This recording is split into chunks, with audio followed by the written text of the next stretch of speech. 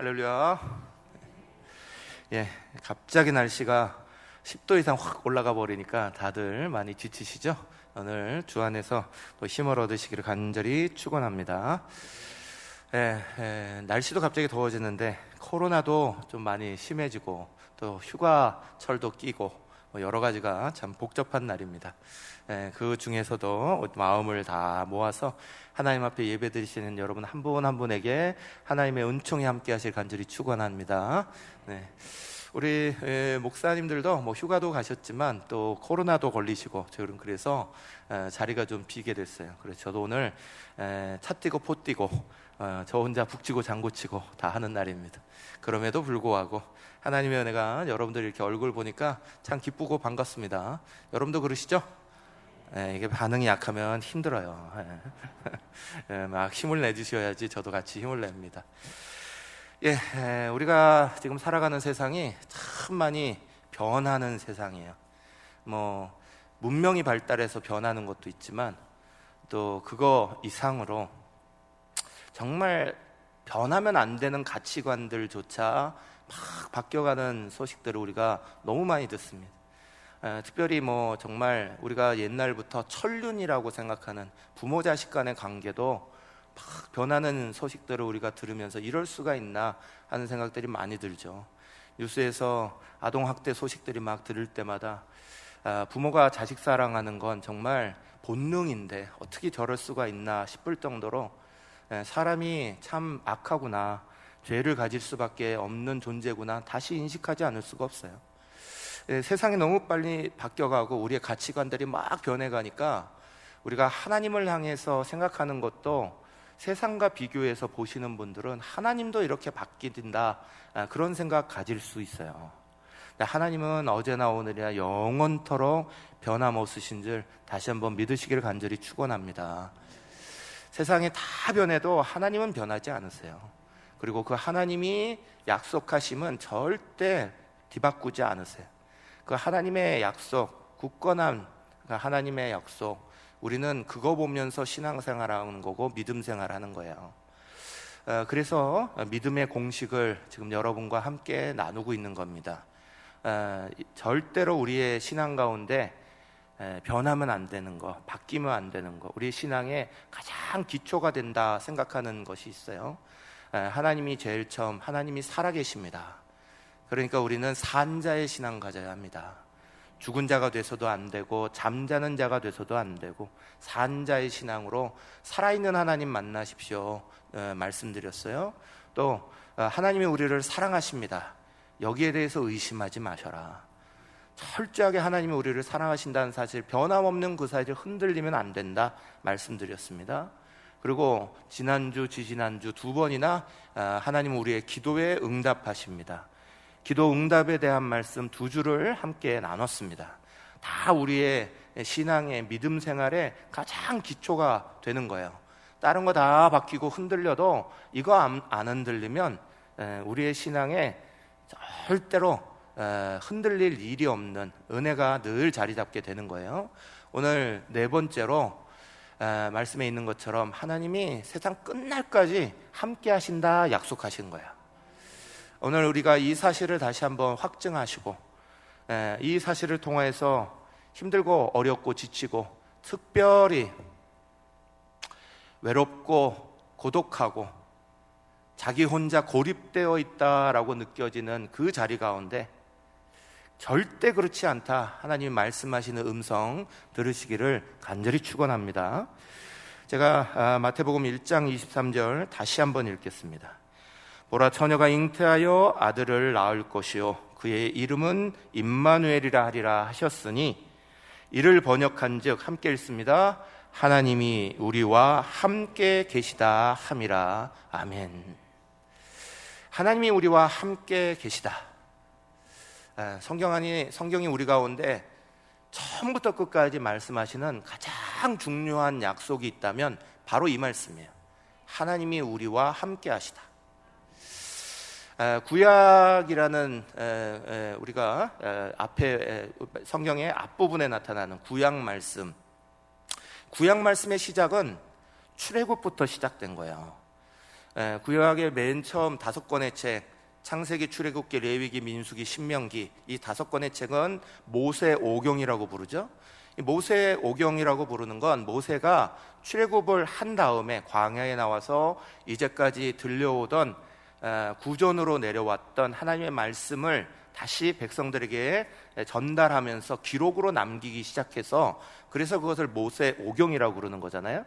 제일 처음의 시작이 결국은 출애굽이에요. 출애굽해서 나오니까 그 홍해를 가르시고 그 10가지 재앙으로 세상에서 정말 흔들릴 것 같지 않았던 그 애굽 왕을 물리쳐 버리시고 고통 가운데 있는 백성을 출애굽시키신 그 하나님이 도대체 누구냐? 그 하나님에 대해서 말하고 있는 책이 제일 먼저 창세기인 거예요. 출애굽한 다음에 창세기의 그 하나님을 말하고 발견하고 있는 거예요. 그러면서 출애굽의 이야기, 레위기, 민수기의 이야기 이렇게 쭉 나오고 있는 거예요. 그러니까 구약의 시작은 엄밀히 말하면 출애굽이에요. 그 출애굽부터 나오는 건데, 그 출애굽이 어디서 시작된 거예요? 무엇 때문에 출애굽 사건을 하나님이 만드신 거예요? 백성들의 신음소리 때문에 그런 거예요. 백성들이 하나님을 향하여서 고통에 부르짖는 그 신음소리를 하나님이 들으시고 여기에 대해서 출애굽의 사건을 일으키신 거예요. 거기서부터 구약이 출발한 거예요. 그 신음에 하나님이 뭐라고 응답하셨냐? 내가 너희를 버린 게 아니야. 내가 너와 함께 있어. 그러면서 시작된 게 출애굽의 사건이에요. 신약 말씀, 예수님을 사람들이 간절히 기다렸어요. 메시아를 기다린 거예요. 우리를 구원해 주실 구원자. 그들이 왜 구원자를 간절히 기다렸어요?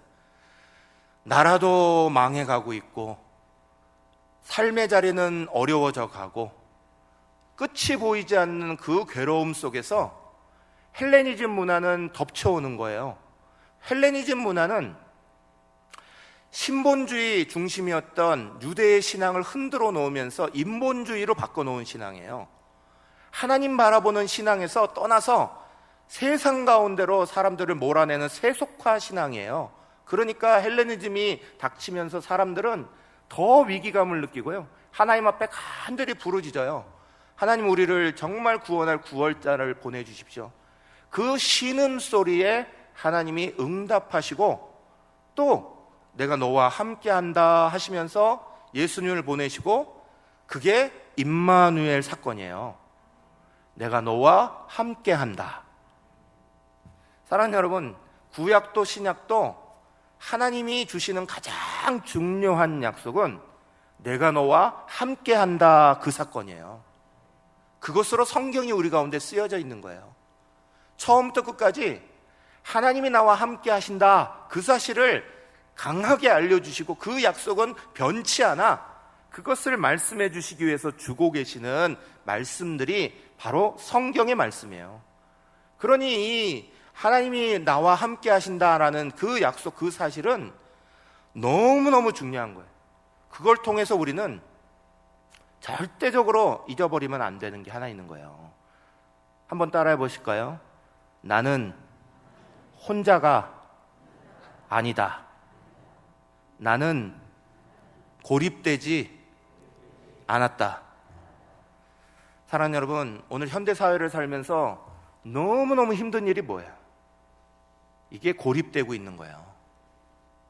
옆에 나를 아는 사람들도 어느 틈엔가 나를 잊어버린 것 같고, 내 가장 가까운 가족들도 내 마음을 몰라주는 것 같고, 세상 가운데 나 혼자 살아가는 것 같이 그렇게 느껴지고, 그렇게 외로운 가운데, 그렇게 고립된 가운데 마치 섬에 갇힌 것처럼 느끼고 있는 오늘 현대에 살아가는 모든 사람들, 사실은 이게 오늘날의 사건만이 아니라 아까 말씀드린 대로 구약으로부터 사람들이 오늘 살아가는 오늘의 시점까지 사람이 가지고 있는 본능적인 외로움이에요. 하나님을 죄 가운데서 떠나기 시작하면서부터, 그때부터 우리 마음속에 본능적으로 사람들이 외로움이라는 걸 가지기 시작해요. 그래서 우리의 마음속엔 계속해서 낙심하는 마음이 들면 고립감이 오기 시작하는 거예요. 어려운 일이 생기기 시작하면 나 혼자밖에 없지, 이런 생각이 들기 시작하는 거예요. 낭망하게 되는 마음들이 우리의 마음속에 계속 밀려드는 거예요.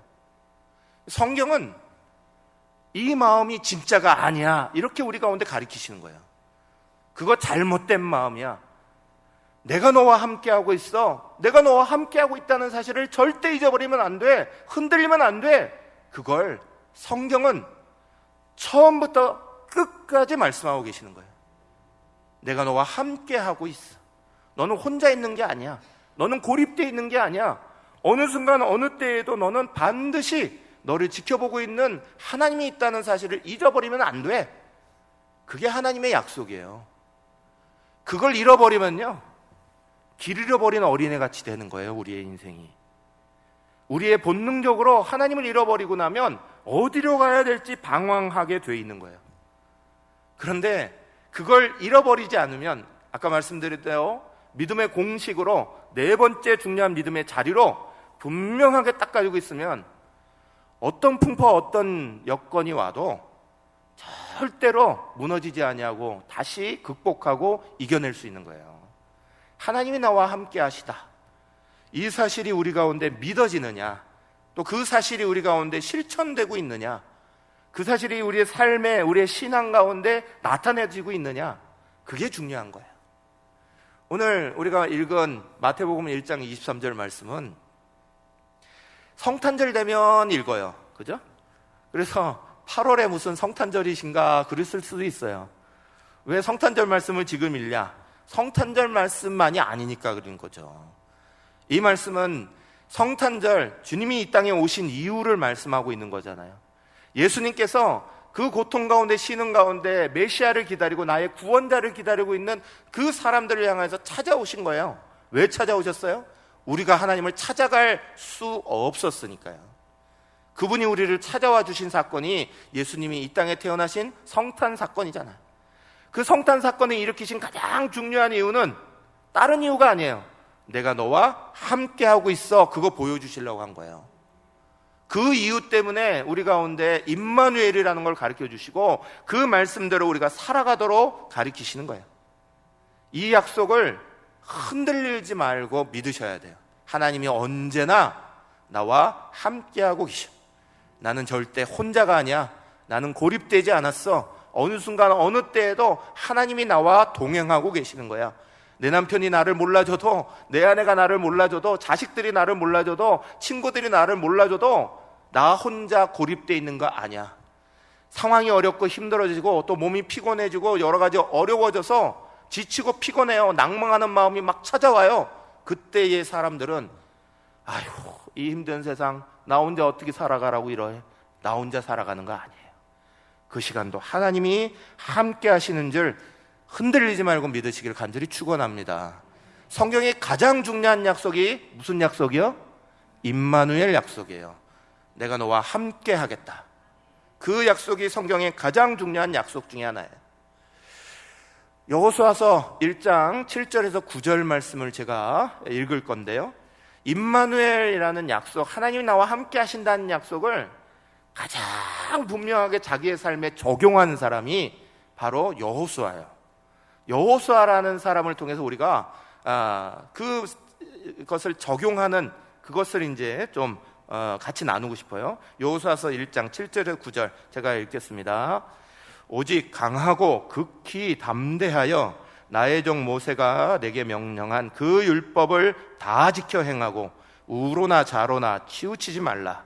그리하면 어디로 가든지 형통하리니 이 율법책을 내 입에서 떠나지 말게 하며 주야로 그것을 묵상하여 그 안에 기록된 대로 다 지켜 행하라. 그리하면 내 길이 평탄하게 될 것이며 내가 형통하리라. 내가 내게 명령한 것이 아니냐. 강하고 담대하라. 두려워하지 말며 놀라지 말라. 내가 어디로 가든지 내 하나님 여호와가 너와 함께 하느니라 하시니라. 아멘. 말씀드렸듯이 성경에 여러 믿음의 사람들이 나오는데 오늘은 특별히 여호수아를 통해서 임마누엘을 자기의 삶에 적용하는 그 방법을 좀 같이 나누고 싶어요. 사랑하는 여러분, 그리스도인들 치고 하나님이 나와 함께 하신다, 임마누엘 이건 모르는 사람이 없어요. 왜냐하면 성탄절마다 들으니까, 매해마다 이 말씀을 안 듣고 넘어가는 적이 없으니까.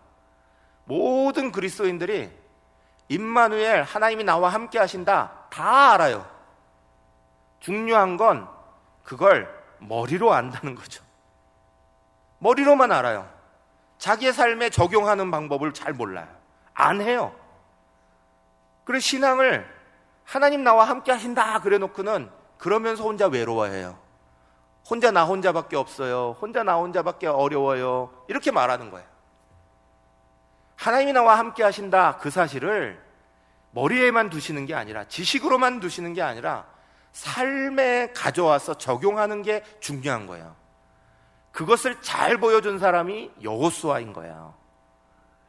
여호수아의 신앙의 모습을 가만히 보면 중심 잡기를 잘하는 사람이거든요.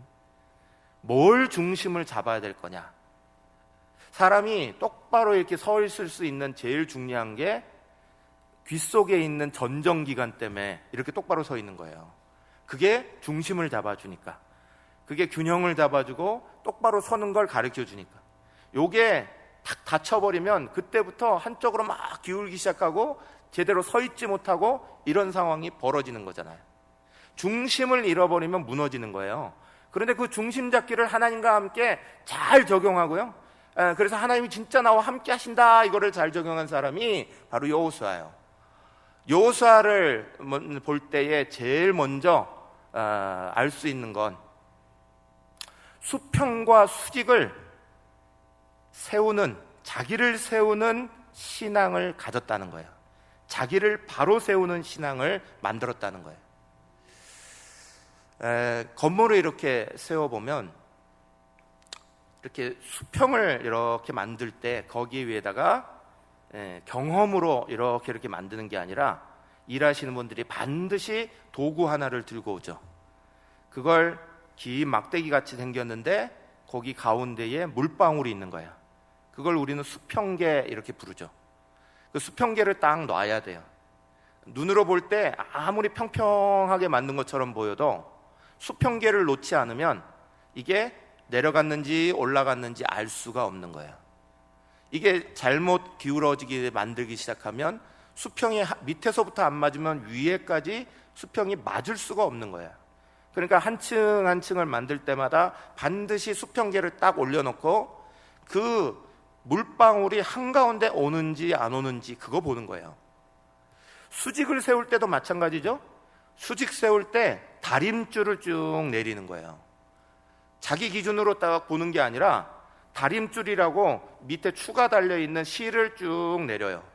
그 실이 쭉 내려있는 거 보고는 그거 보고 맞춰서 벽돌을 쫙 쌓아 올리는 거죠. 그러면 수직이 정확하게 맞은 거잖아요. 사랑하는 여러분, 자기를 먼저 세우는 신앙이 여호수아에게서 나타난 수평과 수직을 세운 신앙이에요. 여호수아는 이 말씀을 먼저 자기 자신에게 적용했어요. 자기 자신을 바로 세우는데 힘썼어요. 자기의 경험으로 세우지 아니하고요, 하나님의 말씀의 기준을 가지고 수평을 세우고 수직을 세운 거예요. 우리가 하나님 말씀 기준 가지고 자기를 세우려고 하는 것이 중요한 거예요. 그게 수평 수직 세우는 자기 세우기예요. 두 번째로 여호수아는 자기가 백성들을 인도해서 걸어가야 가는 길에 대하여서도 하나님 말씀 의지하여서 그걸로 기준하고 걸어갔잖아요. 그걸 우리는 나침판 세우기라고 말하는 거예요. 나침판은 우리가 잘 알듯이 항상 방향이 고정되어 있어요. 자기가 나아가는 방향을 그냥 지역만 보고 가다가는 때로는 자기 경험치에 이거 맞는 것 같은데 틀린 방향 인도할 때가 많은 거예요. 이쪽 방향이 제대로 가고 있는 것 같은데 아닐 때가 있는 거예요. 그래서 자기 힘을 의지하지 아니하고 나침판 보듯이 하나님 말씀을 보면서 백성이 나아가야 되는 길, 가는 길을 만들었어요. 그게 여호수아가 보여준 신앙이에요. 세 번째, 여호수아가 보여준 신앙은 오뚜기 신앙이에요. 넘어져도 다시 일어나는 거, 다시 일어나서 극복할 수 있는 거, 이게 여호수아가 중심 잡은 거예요. 그 중심 잡을 때도 마찬가지로 자기 힘으로 잡지 아니하고 하나님 말씀으로 중심 잡은 거예요. 여리고성 큰 성을 무너뜨린 다음에 말도 안 되는 작은 성 아이성에서 완전히 무너졌어요. 그 무너진 마음을 다시 일으켜 세울 때 역시나 그가 붙잡은 건 하나님의 말씀이었어요. 하나님 말씀 붙잡고 다시 한번 일어나는 힘을 얻고 그 중심을 잡은 거예요. 여호수아는 수평과 수직을 세워가는 것 같이 자기 자신을 하나님 말씀 앞에 세워갔어요. 여호수아는 앞으로 향해 나아가는 길을 향해 갈 때에 그 길을 자기 경험에 의지하지 아니하고 자기 고집 의지하지 않고요, 하나님 말씀에 따라서 앞으로 나아가려고 했었어요. 넘어졌다가 다시 일어날 때도 자기 힘으로 일어나지 못하는 거 하나님 말씀에 의지해서 다시 일어나는 신앙을 보였어요. 그 중심에 뭐가 있었냐? 항상 하나님 말씀 기준 삼은 게 있는 거예요. 그래서 우리가 읽은 여호수아서 7장 1절 뒷부분에 보면 이렇게 말씀하는 거죠. 내가 내게 명령한 그 율법을 다 지켜 행하고 좌로나 우로나 치우치지 말라. 그리하면 어디로 가든지 형통하리니 그러셨어요. 사랑하는 여러분, 여호수아는 지금 모세에 이어서 지도자가 됐어요. 12지파가 있었고요, 수십만 명의 사람들이 있었어요. 수십만 명의 각 지파 지도자들이 계속해서 말했을 거예요. 이렇게 해야 됩니다, 저렇게 해야 됩니다, 이렇게 가야 됩니다, 저렇게 가야 됩니다. 수많은 조언들을 했을 것이고 수많은 이야기를 들었어야 돼요. 그거 들으면서도, 그런데 그것보다 훨씬 더 중요한 것이 하나님 말씀 기준 삼았다는 거예요. 그 말씀에 대해서 평생 붙잡았다는 거예요. 이 평생 붙잡은 말씀을 얼마나 잘 실천했는지 마지막 죽는 순간에 유언으로 남아있는 다른 사람들에게 반복해서 말해요. 여호수아서 23장 6절 마지막 부분에 이렇게 말합니다. 그러므로 너희는 크게 힘써 모세의 율법책에 기록된 것을 다 지켜 행하라. 그것을 떠나 우로나 좌로나 치우치지 말라 그랬어요. 자기가 평생 지켰어요. 자기가 평생 신앙의 자리를 만들었어요. 그리고 나서 자기 후손에게 똑같은 얘기를 가르치는 거예요.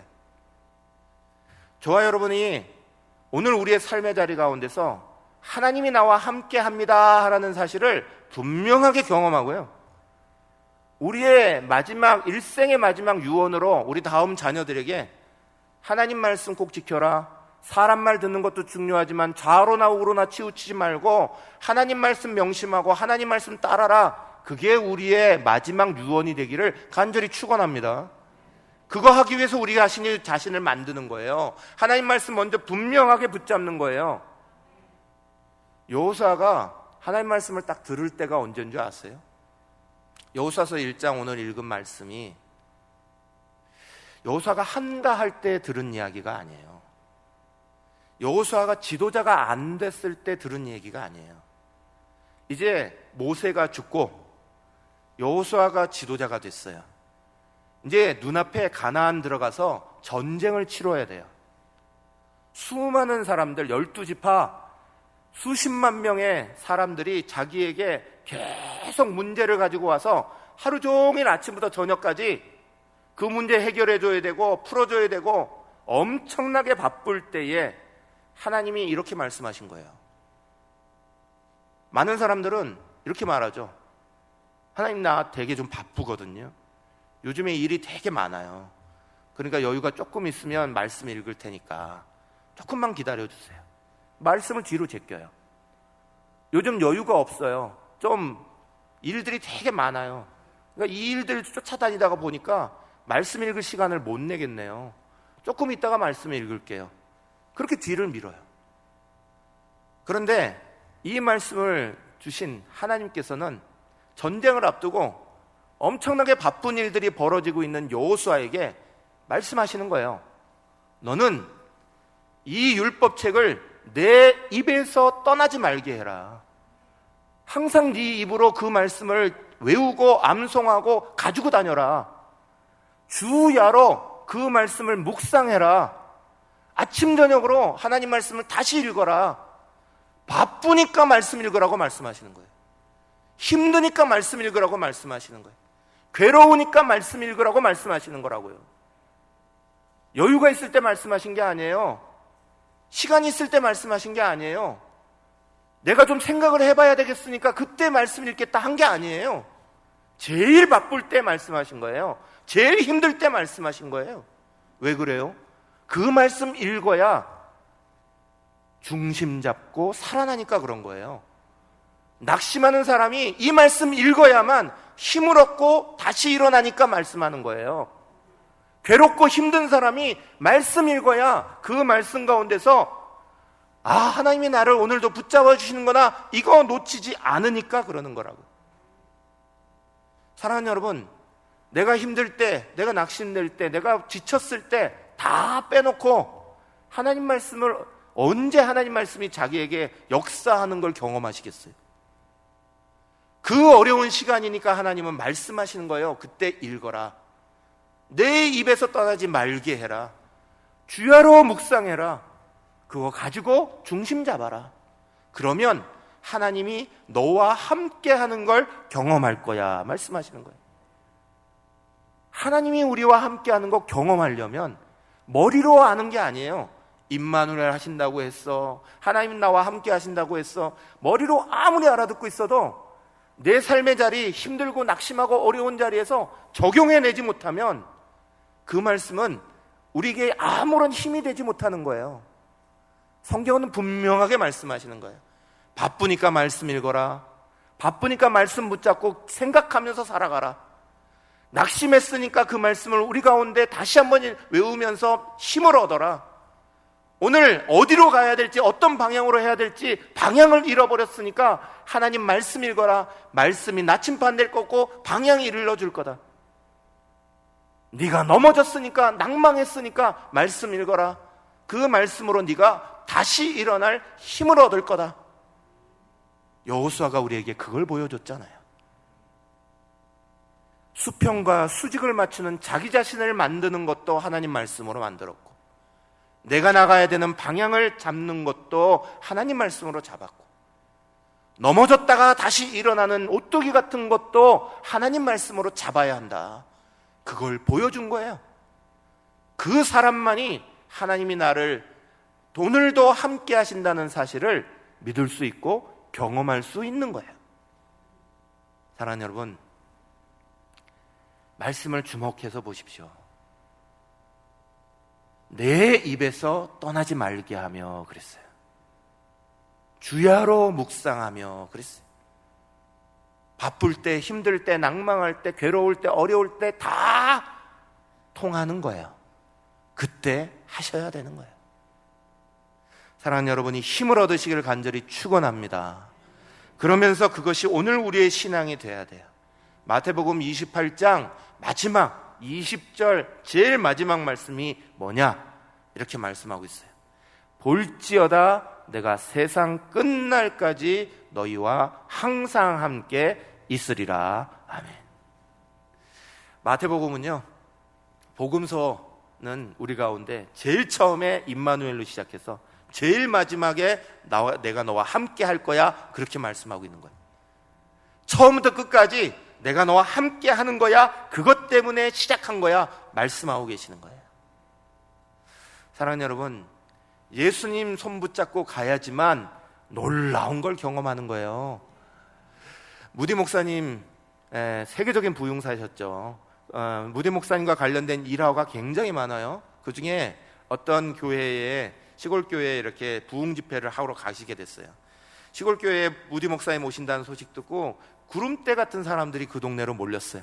사람이 너무 많이 와갖고 예배당에 사람이 다 들어갈 수가 없었어요.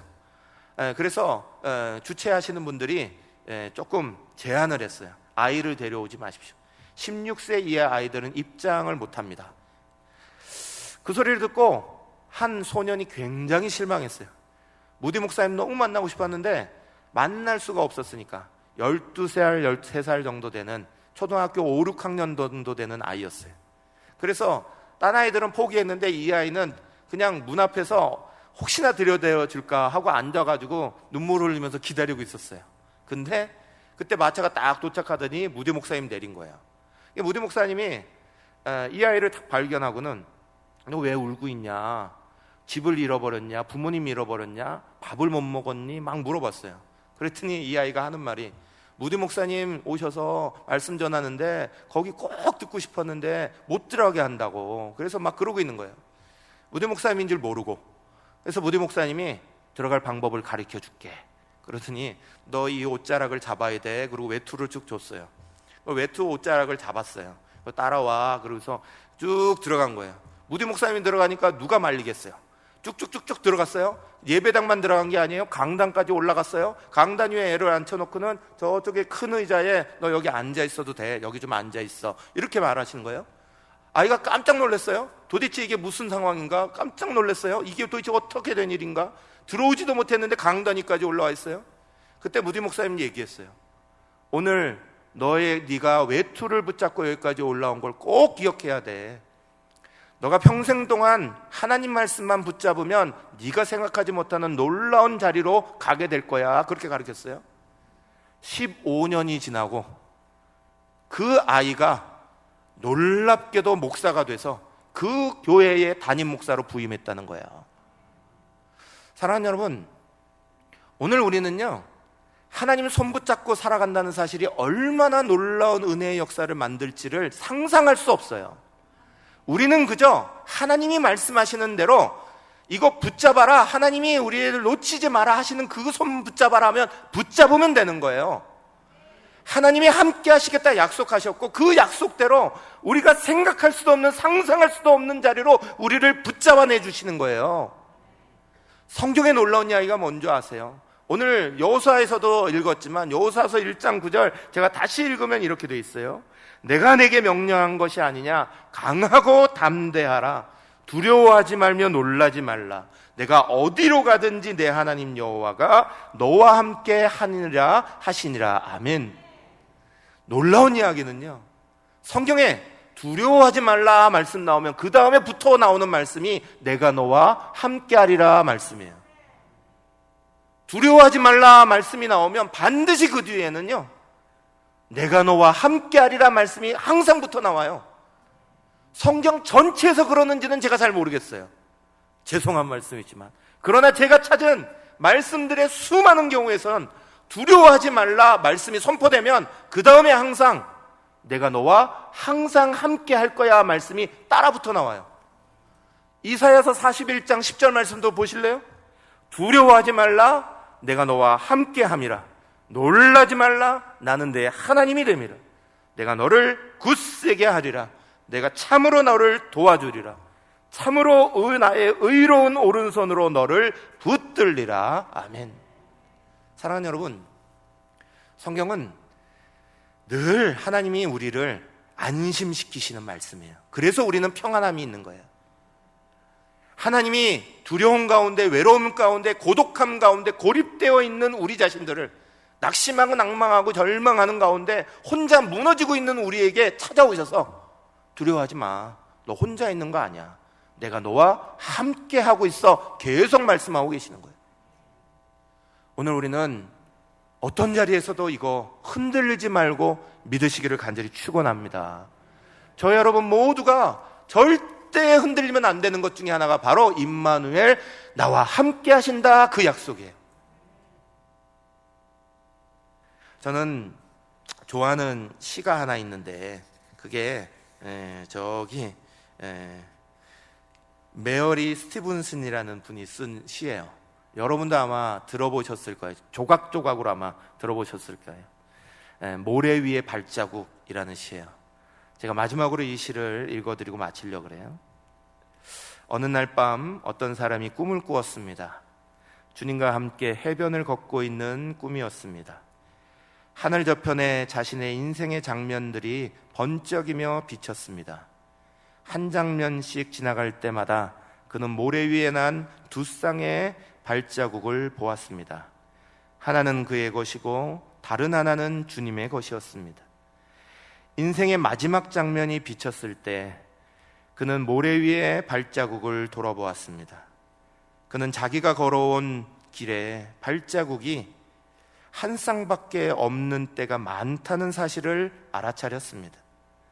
그때가 바로 그의 인생에서 가장 어렵고 슬픈 시기였다는 것도 알게 되었습니다. 그것이 몹시 마음에 걸려 그는 주님께 물었습니다.